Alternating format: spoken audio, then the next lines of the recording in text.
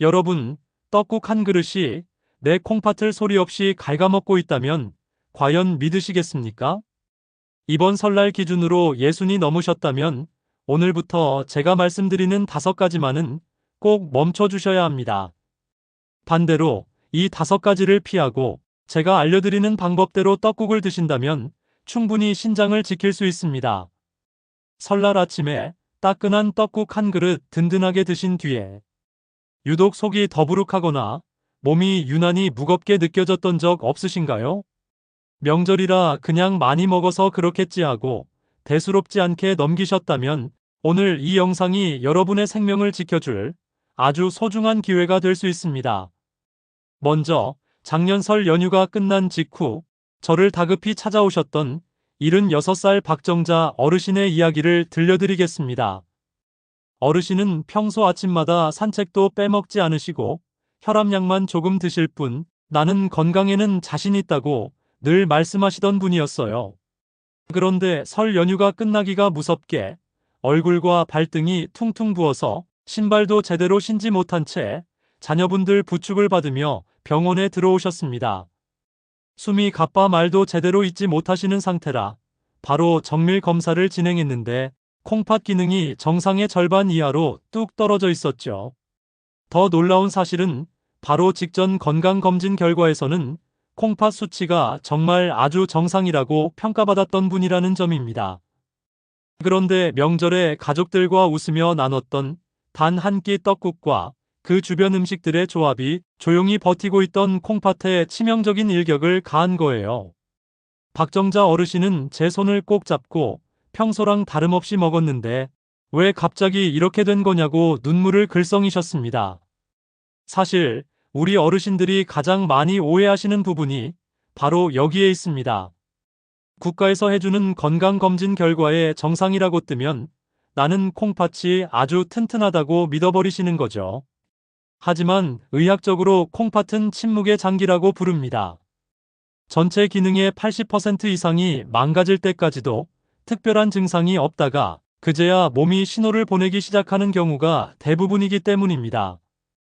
허리가 아프거나 소변 색깔이 눈에 띄게 달라졌을 때는 이미 손쓰기가 훨씬 어려운 단계일 때가 많아요.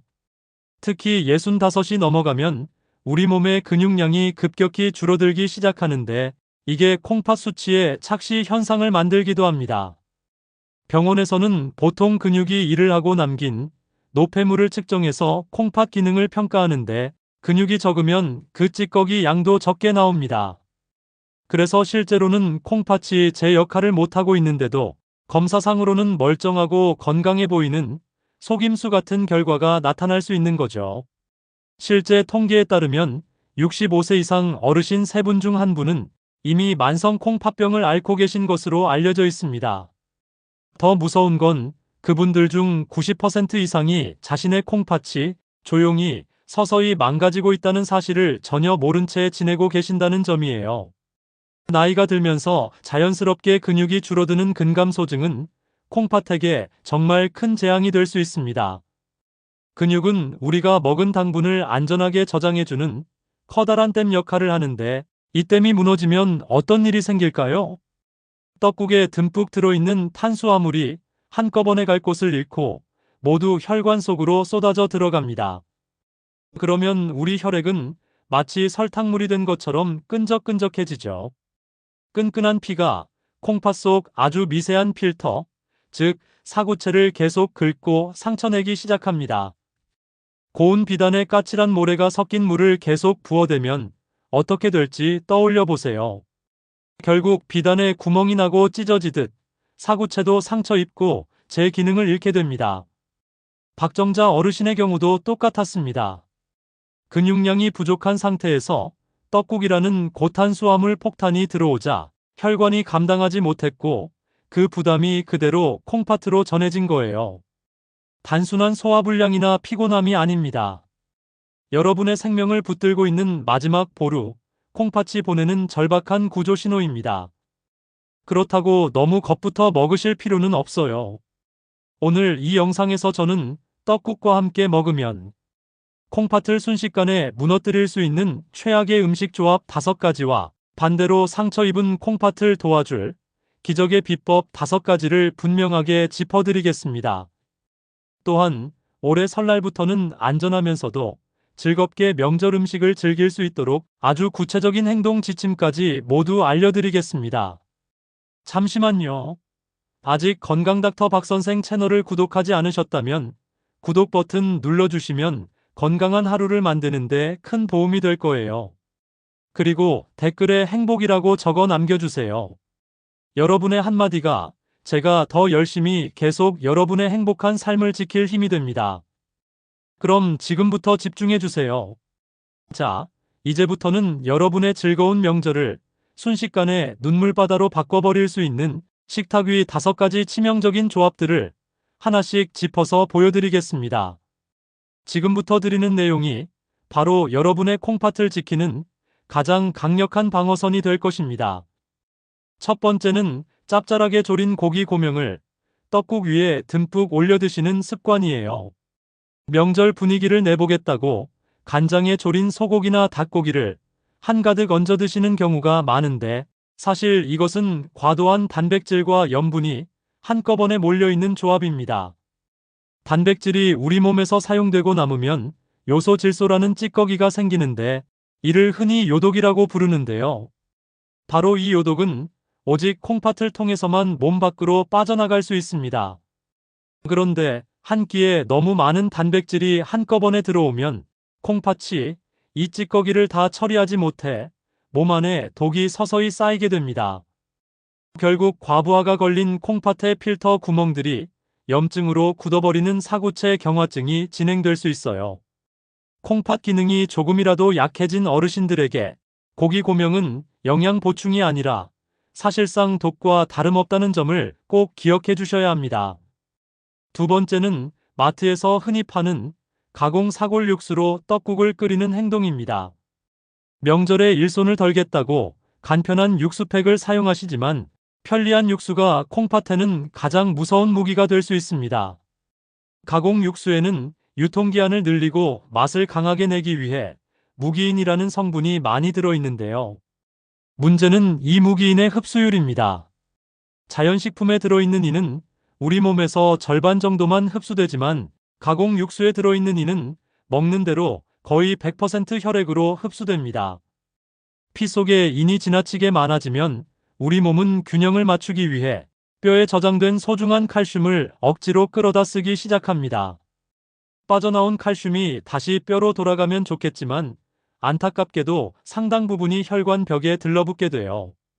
바로 의학 용어로 혈관 석회화라고 부르는데 쉽게 말해 여러분의 혈관이 돌처럼 딱딱해지는 현상입니다.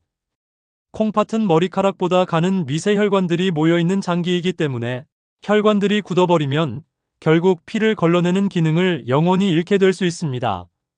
세 번째는 떡국물에 밥을 말아 드시는 습관입니다. 떡만 먹기 아쉽다고 국물에 밥까지 말아 그릇을 깨끗이 비우는 분들 정말 많으신데요. 바로 이 행동이 콩팥에 나트륨 폭탄을 투하하는 것과 같습니다. 떡국 국물 한 그릇에는 이미 하루 권장량을 훌쩍 넘는 소금이 들어있는 경우가 많습니다. 여기에 밥을 말면 어떤 일이 벌어질까요? 뜨거운 국물 속에서 밥알이 풀어지면서 호화 전분 상태가 되는데 바로 이 전분이 주변의 소금기를 스펀지처럼 쫙 빨아들입니다. 그냥 국물만 마실 때보다 훨씬 많은 양의 소금을 밥알 캡슐에 꽉 채워서 몸속으로 밀어넣는 셈이 되죠. 갑자기 엄청난 양의 소금이 혈액으로 쏟아져 들어오면 콩팥에는 즉시 비상이 걸립니다. 몸은 농도를 맞추려고 피를 엄청난 압력으로 걸러내기 시작하고 이를 사구체 과역과라고 부릅니다. 쉽게 말해 정수기 필터에 진한 흙탕물을 고압으로 계속 쏘는 것과 같은 상황이에요. 결국 필터가 그 압력을 버티지 못하고 찢어지며 망가져 버리듯 사구체도 손상됩니다. 네 번째는 떡국을 다 드신 뒤 후식으로 감이나 곶감을 드시는 습관입니다. 감 속에 들어있는 탄닌이라는 성분이 떡의 전분과 만나면 우리 위장 속에서 돌덩이처럼 단단한 덩어리를 만들 수 있습니다. 위석이라고 하는데 심한 경우에는 장의 길을 완전히 막아버리는 장폐색까지 이어질 수 있어요. 그게 콩팥이랑 무슨 상관이냐고 생각하실 수 있지만 장이 막히면 장 속에 고여있던 각종 부패 독소들이 혈액으로 역류하게 됩니다. 떡국을 소화하느라 지칠 대로 지친 콩팥에 강력한 독소들이 한 번에 몰려들면 콩팥은 두 번째 치명적인 공격을 받게 됩니다. 실제로 명절 이후 응급실에 오시는 어르신들 중에는 떡과 감을 함께 드신 뒤 장과 콩팥이 동시에 손상된 사례가 적지 않습니다. 다섯 번째는 식사 후 입가심으로 드시는 식혜와 수정과입니다. 달콤하고 시원한 식혜 한 잔이 소화를 도와줄 것 같지만 실제로는 그 안에 액상과당이라는 아주 까다로운 성분이 잔뜩 들어 있습니다. 액상과당은 일반 설탕보다 훨씬 빠르게 혈액 속으로 흡수됩니다. 혈당이 급격하게 치솟으면 우리 피 속에는 당독소라고 불리는 각종 찌꺼기들이 생기고 바로 이 물질들이 콩팥의 미세한 혈관벽을 직접적으로 공격합니다. 마치 사포로 혈관 안쪽을 계속 긁어대는 것처럼 보이지 않는 상처를 반복해서 내게 되는 것이죠. 여러 연구들에서도 액상과당이 비만, 당뇨 같은 대사질환을 부르고 그 질환들이 결국 콩팥병의 위험을 크게 높인다는 결과들이 확인되고 있습니다. 떡국 자체가 이미 탄수화물과 당분이 많은 음식인데 여기에 식혜까지 더하는 것은 콩팥에게 사실상 사형 선고를 내리는 것과 다르지 않아요. 앞서 소개해드린 박정자 어르신도 이 5가지 잘못된 행동을 한 번에 다 하셨던 경우입니다. 가공 육수로 끓인 떡국에 밥까지 말아 드시고 위에는 고기 고명을 듬뿍 올리고 식후에는 곶감과 식혜까지 챙겨 드셨던 거죠. 콩팥이 버티기에는 너무 가혹한 조건이었던 거예요. 지금 이 영상을 보고 계신 여러분은 이제 무엇이 위험한 조합인지 충분히 감이 오셨을 겁니다. 존경하는 구독자 여러분, 소중한 정보를 혼자만 알고 계시지 말고 지금 바로 사랑하는 가족과 주변 분들에게 이 영상을 공유해주세요. 영상을 공유하셨다면 댓글에 공유라고 짧게 남겨주세요. 제가 한 분 한 분 직접 확인하고 진심을 담아 응원드리겠습니다. 앞서 우리 콩팥을 힘들게 했던 것들을 살펴봤으니 반대로 지친 콩팥을 도와 다시 힘을 되찾게 해줄 최고의 궁합들을 알아볼 차례입니다. 지금부터 떡국을 보약으로 바꿔줄 마법 같은 비결들을 하나씩 소개해드리겠습니다. 첫 번째는 간을 맞출 때 양념장 대신 새우젓을 활용하는 방법입니다. 새우젓에는 단백질과 지방을 분해하는 천연 효소가 풍부하게 들어있어 떡을 더 잘게 분해해 소화를 도와줍니다. 음식이 위와 장에서 잘 소화되면 장 속에서 음식물이 오래 머물며 썩어 독소를 만들 여지가 줄어들어요. 장에서 독소가 적게 생기면 결국 콩팥이 처리해야 할 노폐물 숙제도 그만큼 줄어드는 셈이죠. 짠맛이 걱정되신다면 국물에 풀어넣지 마시고 떡 위에 새우젓을 한 마리씩 올려 드시는 것만으로도 충분해요. 두 번째는 떡국에 매생이를 한 줌 꼭 더하는 것입니다. 매생이의 풍부한 알긴산이라는 성분은 우리 몸속 나트륨과 각종 노폐물을 빨아들이는 강력한 스펀지 같은 역할을 합니다. 덕분에 콩팥이 피를 걸러내며 소금을 처리하기 전에 장에서 먼저 나트륨을 붙잡아 몸 밖으로 내보내는 데 도움을 줍니다. 실제로 해조류에 들어있는 알긴산은 섭취한 소금으로 인한 부작용을 줄이는데 효과가 있는 것으로 보고되어 있어요. 또한 매생이의 식이섬유는 탄수화물이 흡수되는 속도를 늦춰 떡에 들어있는 탄수화물이 한꺼번에 혈당을 치솟게 하지 않도록 도와줍니다. 결과적으로 콩팥 입장에서는 혈당과 나트륨의 충격을 덜어주는 든든한 수호천사를 하나 더 얻는 셈이죠. 세 번째는 떡을 담을 때 평소보다 양을 조금 줄이고 그 빈자리를 두부로 채우는 방법입니다. 두부는 우리 혈관으로 당분이 한 번에 몰려 들어가는 것을 막아주는 천연 브레이크 같은 역할을 해요. 두부 속 단백질과 지방이 위에서 전분과 섞이면서 소화 속도를 천천히 조절해주기 때문에 식후 혈당이 급격히 튀어오르는 것을 완화해줍니다. 혈당이 갑자기 높아지지 않으면 콩팥의 사구체에 가해지는 압력도 그만큼 줄어들게 됩니다. 게다가 두부의 단백질은 고기보다 상대적으로 깨끗한 식물성 단백질이라 식이대사 후 남는 노폐물 부담이 적은 편이라 콩팥이 처리하기에 더 수월합니다. 네 번째는 들깨가루를 활용하는 방법인데 꼭 지켜야 할 순서가 있습니다. 들깨가루는 반드시 요리가 다 끝난 뒤 불을 끄고 그릇에 담은 다음 식탁에서 마지막으로 뿌려 드셔야 합니다.